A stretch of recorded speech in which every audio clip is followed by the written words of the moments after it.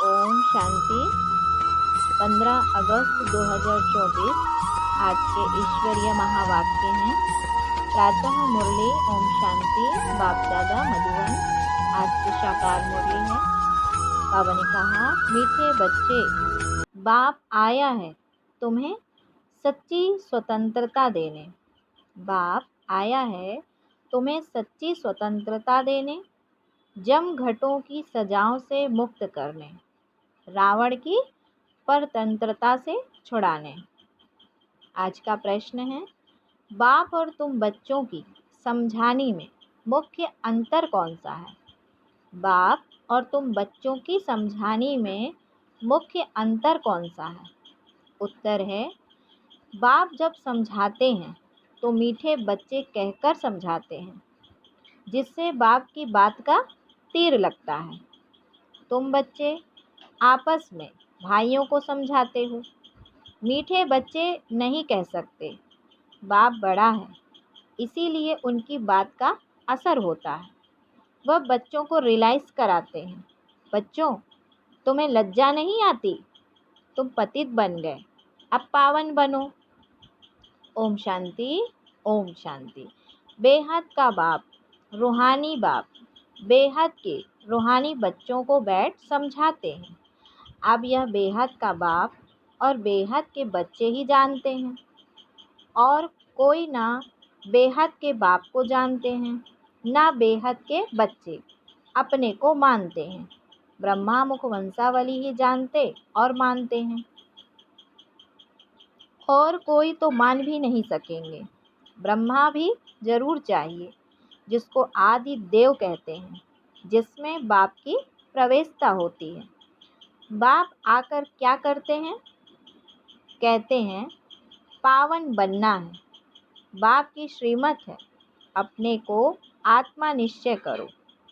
बच्चों को आत्मा का परिचय भी दिया है। आत्मा भ्रकुटी के बीच में निवास करती है। बाबा ने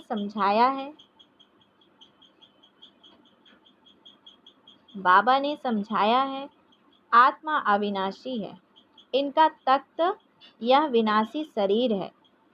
यह बातें तुम जानते हो कि हम सब आत्माएं आपस में भाई भाई एक बाप के बच्चे हैं। ईश्वर सर्वव्यापी कहना यह भूल है। तुम बच्चे अच्छी रीति समझाते हो। हर एक में 5 विकारों की प्रवेशता है, तो कई समझते हैं यह ठीक बोलते हैं, हम भाई भाई हैं तो ज़रूर बाप से वर्षा मिलना चाहिए। परंतु यहाँ से बाहर निकलते हैं, कहाँ से? बाबा के घर से, तो माया के तूफानों में चले जाते हैं। कोई विरले ठहरते हैं। सब जगह यह हाल होता है।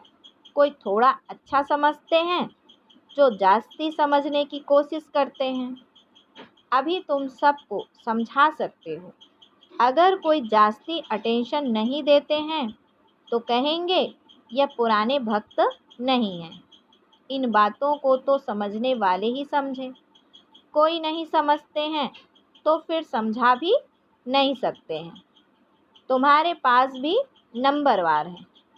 कोई अच्छा आदमी होता है तो उनको समझाने के लिए ऐसे अच्छे को भेजा जाता है, शायद कुछ समझ जाए। यह तो जानते हैं बड़े आदमी इतना जल्दी नहीं समझेंगे। हाँ, ओपिनियन देते हैं, इनकी समझानी बहुत अच्छी है। बाप का परिचय पूरा देते हैं, परंतु खुद को फुर्सत ही कहाँ है। तुम कहते हो बेहद के बाप को याद करो तो विकर्म विनाश हो। अभी तुम समझते हो बाप डायरेक्ट हम आत्माओं से बात करते हैं। डायरेक्ट सुनने से तीर अच्छा लगता है। वह बी के द्वारा सुनते हैं। यहाँ परम पिता परमात्मा ब्रह्मा द्वारा डायरेक्ट समझाते हैं। हे बच्चों, तुम बाप का कहना नहीं मानते हो। तुम सब तो कोई को ऐसा नहीं कह सकेंगे ना। वहाँ तो बाप नहीं है, यहाँ बाप बैठे हैं। कहाँ? सेंटर पे।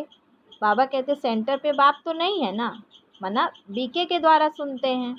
और यहाँ तो बाप बैठे हैं ना, बाप बात करते हैं। बच्चे, तुम बाप की भी नहीं मानेंगे। अज्ञान काल में भी बाप की समझानी और भाई की समझानी में फ़र्क पड़ता है। भाई का इतना असर नहीं पड़ेगा जितना बाप का असर पड़ेगा। बाप फिर भी बड़ा हुआ ना तो डर रहेगा। तुमको भी बाप समझाते हैं, मुझ अपने बाप को याद करो। तुमको शर्म नहीं आती? तुम घड़ी घड़ी मुझे भूल जाते हो। बाप डायरेक्ट कहते हैं तो वह असर जल्दी पड़ता है। अरे, बाप का कहना नहीं मानते हो? बेहद का बाप कहते हैं, यह जन्म निर्विकारी बनो तो 21 जन्म निर्विकारी बन पवित्र दुनिया का मालिक बनेंगे। यह नहीं मानते हो। बाप के कहने का तीर कड़ा लगता है। फर्क तो रहता है। ऐसे भी नहीं है कि सदैव नए नए से बाबा मिलते रहेंगे। उल्टे सुल्टे प्रश्न करते हैं, बुद्धि में नहीं बैठता, क्योंकि यह है बिल्कुल नई बात। गीता में श्री कृष्ण का नाम लिख दिया है, वह तो हो नहीं सकता। अभी ड्रामा अनुसार तुम्हारी बुद्धि में बैठा है। तुम बच्चे भागते हो हम बाबा के पास जाएं, डायरेक्ट मुरली सुने। वहाँ तो भाइयों द्वारा सुनते थे, अब बाबा से सुने। बाप का असर होता है। बच्चे बच्चे कह बात करते हैं। बच्चे, तुम्हें लज्जा नहीं आती? बाप को याद नहीं करते हो? बाप के साथ तुम्हारा प्यार नहीं है? कितना करते हो? बाबा 1 घंटा। अरे, निरंतर याद करेंगे तो तुम्हारे पाप कट जाएंगे। जन जन्मांतर के पापों का बोझा सिर पर है। बाप सम्मुख समझाते हैं, तुमने बाप की कितनी ग्लानि की है। तुम्हारे ऊपर तो केस चलना चाहिए। अखबार में कोई के लिए ग्लानि लिखते हैं तो उस पर केस करते हैं। अब बाप स्मृति दिलाते हैं, तुम क्या क्या करते थे। बाप समझाते हैं, ड्रामा अनुसार रावण के संग में यह हुआ है। अब भक्ति मार्ग सब पूरा हुआ, पास्ट हो गया। बीच में कोई रोकने वाला तो होता नहीं। दिन प्रतिदिन उतरते उतरते तमो प्रधान बुद्धू हो जाते हैं। जिसकी पूजा करते हैं उनको ठिक्कर भित्तर में कह देते हैं। इसको कहा जाता है बेहद की समझानी। इसको कहा जाता है बेहद की बेसमझी। बेहद के बच्चों की बेहद की बेसमझी। एक तरफ शिव बाबा की पूजा करते हैं, दूसरे तरफ उस बाप को ही सर्वव्यापी कहते हैं। अभी तुमको स्मृति आई है इतनी बेसमझी की जो बाप की ग्लानि कर दी है। अब तुम बच्चों ने समझा है तो अब पुरुषार्थ कर रहे हो बेगर टू प्रिंस बनने का। श्री कृष्ण सतयुग का प्रिंस, उनके लिए फिर कहते 16,108 रानियां थीं, बच्चे थे। अभी तुमको तो लज्जा आएगी। कोई पाप करते हैं तो भगवान के आगे कान पकड़कर कहते हैं, हे भगवान, बड़ी भूल हुई, रहम करो, क्षमा करो। तुमने कितनी बड़ी भूल की है। बाप समझाते हैं, ड्रामा में ऐसा है, जब ऐसे बनो तब तो मैं आऊँ। अब बाप कहते हैं, तुमको सब धर्म वालों का कल्याण करना है। बाप जो सबकी सद्गति करते हैं उनके लिए सब धर्म वाले कह देते हैं सर्वव्यापी है। यह कहाँ से सीखे? भगवान वाच, मैं सर्वव्यापी नहीं हूँ। तुम्हारे कारण औरों का भी ऐसा हाल हो गया है। पुकारते हैं, हे पतित पावन, परंतु समझते नहीं हैं। हम जब पहले पहले घर से आए थे तो पतित थे क्या? देह अभिमानी बनने के कारण पतित बने। कोई भी धर्म वाला आए उनसे पूछना है, परम पिता परमात्मा का तुमको परिचय है? वह कौन है? कहाँ निवास करते हैं? तो कहेंगे ऊपर में या कहेंगे सर्वव्यापी है। बाप कहते हैं तुम्हारे खातिर सारी दुनिया चट खाते में आ गई है। तुम निमित्त बने हो, सबको समझाना पड़ता है। भल ड्रामा अनुसार होता है, परंतु तुम पतित तो बन गए ना। सभी पाप आत्माएं हैं। अब पुण्य आत्मा बनने के लिए पुकारते हैं। सब धर्म वालों को मुक्ति धाम घर में जाना है, वहाँ पवित्र है। यह भी ड्रामा बना हुआ है जो बाप आकर समझाते हैं। यह ज्ञान सब धर्मों के लिए है। बाबा के पास समाचार आया था। किसी आचार्य ने कहा, आप सबको आत्मा में परमात्मा समझ नमस्कार करता हूँ। अब इतने सब परमात्मा है क्या? कुछ भी समझ नहीं। जिन्होंने भक्ति जास्ती नहीं की है वह ठहरते नहीं हैं। सेंटर्स में भी कोई कितना समय ठहरते हैं। इससे समझना चाहिए कि भक्ति कम की है, इसीलिए ठहरते नहीं हैं। फिर भी जाएंगे कहाँ? दूसरी कोई हट्टी तो है नहीं। ऐसी क्या युक्ति रचे जो मनुष्य जल्दी समझ ले? अभी तो सबको पैगाम देना है। यह कहना है कि बाप को याद करो। तुम ही पूरा याद नहीं कर सकते तो तुम्हारा तीर कैसे लगेगा? इसीलिए बाबा कहते चार्ट रखो। मुख्य बात ही है पावन बनने की। जितना पावन बनेंगे उतना नॉलेज धारण होगी, खुशी भी होगी। बच्चों को तो बहुत खुशी होनी चाहिए। हम सब का उद्धार करें। बाप ही आकर सद्गति करते हैं। बाप को तो गम और खुशी की बात ही नहीं। यह ड्रामा बना हुआ है। तुमको तो कोई गम नहीं होना चाहिए। बाप मिला और क्या, सिर्फ बाप की मत पर चलना है। यह समझानी भी अब मिलती है, सतयुग में नहीं मिलेगी। वहाँ तो ज्ञान की बात ही नहीं। यहाँ तुमको बेहद का बाप मिला है तो तुमको स्वर्ग से भी जास्ती खुशी होनी चाहिए। बाप कहते हैं विलायत में भी जाकर तुमको यह समझाना है। सभी धर्म वालों पर तुमको तरस पड़ता है। सभी कहते हैं हे भगवान रहम करो, विल्स करो, दुख से लिबरेट करो, परंतु समझते कुछ नहीं। बाप अनेक प्रकार की युक्तियाँ बतलाते हैं। सबको यह बतलाना है कि तुम रावण की जेल में पड़े हो। कहते हैं स्वतंत्रता मिले, परंतु वास्तव में स्वतंत्रता कहाँ किसको जाता है यह कोई जानता नहीं है। रावण की जेल में तो सब फंसे हुए हैं। अभी सच्ची स्वतंत्रता देने के लिए बाप आए हैं, फिर भी रावण की जेल में परतंत्र होकर पाप करते रहते हैं। सच्ची स्वतंत्रता कौन सी है यह मनुष्यों को बतलाना है। तुम अखबार में भी डाल सकते हो। यहाँ रावण के राज्य में स्वतंत्रता थोड़े ही है। बहुत शॉर्ट में लिखना चाहिए, जास्ती टिक टिक कोई समझ ना सके। बोलो तुमको स्वतंत्रता है कहाँ? तुम तो रावण की जेल में पड़े हो। तुम्हारा विलायत में आवाज़ होगा तो फिर यहाँ झट समझ जाएंगे। एक दो पर घेराव करते रहते हैं तो यह स्वतंत्रता हुई क्या? स्वतंत्रता तो तुमको बाप दे रहे हैं। रावण की जेल से स्वतंत्र कर रहे हैं। तुम जानते हो वहाँ हम बड़े स्वतंत्र, बड़े धनवान होते हैं, किसकी नज़र भी नहीं पड़ती। पीछे जब कमज़ोर बने तब सबकी नज़र पड़ी तुम्हारे धन पर। मोहम्मद गजनबी ने आकर मंदिर को लूटा तो तुम्हारी स्वतंत्रता पूरी हो गई।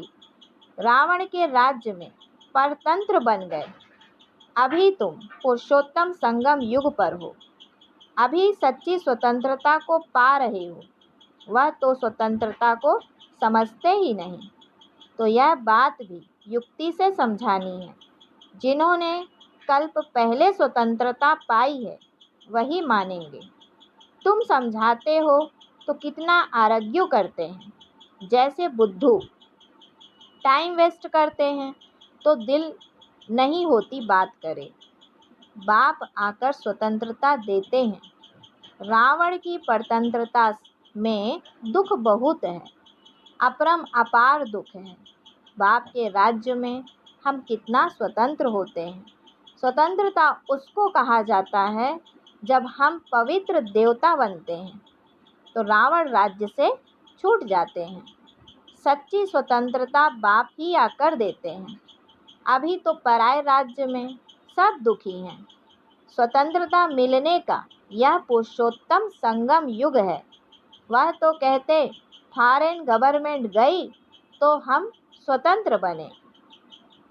अब तुम जानते हो जब तक पावन नहीं बने हैं तब तक स्वतंत्र नहीं कहेंगे। फिर जमघटों की सजाएं खानी पड़ेगी, पद भी भ्रष्ट हो जाएगा। बाप आते हैं घर ले जाने, वहाँ सब स्वतंत्र होते हैं। तुम सब धर्म वालों को समझा सकते हो। तुम आत्मा हो, मुक्ति धाम से आए हो पार्ट बजाने, सुख धाम से फिर दुख धाम में तमो प्रधान दुनिया में आ गए हो। बाप कहते हैं तुम मेरी संतान हो, रावण की थोड़े ही हो। मैं तुमको राज्य भाग्य देकर गया था। तुम अपने राज्य में कितने स्वतंत्र थे। अब फिर वहाँ जाने के लिए पावन बनना है। तुम कितने धनवान बनते हो। वहाँ तो पैसे की चिंता नहीं होती। भल गरीब हो फिर भी पैसे की चिंता नहीं, सुखी रहते हैं। चिंता यहाँ होती है। बाकी राजधानी में नंबरवार पद होते हैं। सूर्यवंशी राजाओं जैसे सब थोड़े ही बनेंगे। जितनी मेहनत उतना पद। तुम सब धर्म वालों की सर्विस करने वाले हो। विलायत वालों को भी समझाना है। तुम सब भाई भाई हो ना, सब शांति धाम में रहते हैं। अब रावण राज्य में हो। अब घर जाने का रास्ता आपको बताते हैं। अपने को आत्मा समझ मुझ बाप को याद करो। कहते भी हैं भगवान सबको लिबरेट करते हैं, परंतु यह नहीं समझते कि कैसे लिबरेट करते हैं। बच्चे कहाँ मूंझ पड़ते हैं तो कहेंगे बाबा हमको लिबरेट कर अपने घर ले चलो। जैसे तुम लोग फागी में जंगल में मूंझ गए थे, रास्ते का मालूम नहीं पड़ता था, फिर लिबरेटर मिला, रास्ता बताया। बेहद का बाप को भी कहते हैं बाबा हमको लिबरेट करो, आप चलो, हम भी आपके पीछे चलेंगे। सिवाय बाप के और कोई रास्ता नहीं बताते हैं। कितने शास्त्र पढ़ते थे, तीर्थों पर धक्के खाते थे, परंतु भगवान को कोई नहीं जानते तो ढूंढेंगे फिर कहाँ से। सर्वव्यापी है, फिर मिलेंगे कैसे। कितना अज्ञान अंधियारे में है। सर्व का सद्गति दाता एक बाप है, वही आकर तुम बच्चों को अज्ञान अंधेरे से निकालते हैं। अच्छा, मीठे मीठे सिकिल दे बच्चों प्रति माता पिता बाप दादा का याद प्यार और गुड मॉर्निंग। रूहानी बाप की रूहानी बच्चों को नमस्ते। हम रूहानी बच्चों की भी रूहानी माता पिता बाप दादा को याद प्यार गुड मॉर्निंग और नमस्ते। आज की धारणा के लिए मुख्य सार है।